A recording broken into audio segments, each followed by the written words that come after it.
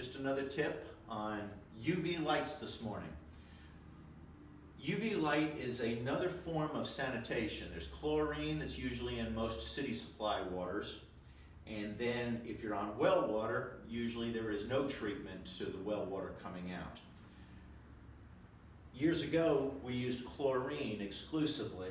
Now people are taking the extra step and wanting to make sure that there's no other bugs, bacteria, or viruses in their water. And so some people are installing a UV light.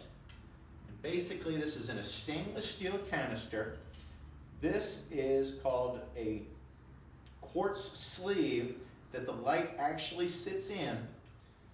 And then this purifies, this light wave can purify the water inside the stainless steel tube. And as water passes by the light, the wavelength of the light can kill viruses, bacteria, and things like that. Some people are opting to put this on as an extra step or an extra precaution, even on city water, but most people use it on well water. Some reverse osmosis units now are coming with a UV light. It's going to be much smaller, only about that long, to help the reverse osmosis units also.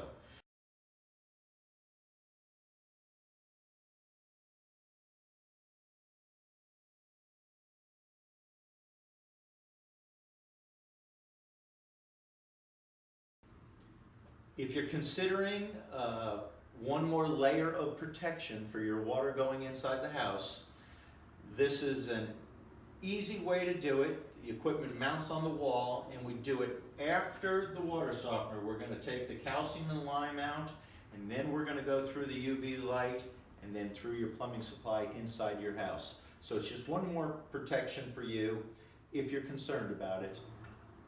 A controller that even tells you, beeps and tells you when to replace the bulb would be mounted on the wall right next to the water softener. And this is basically what the light looks like when it's in operation. If you have any questions, reach out to us and we'll answer any that you have. Thank you.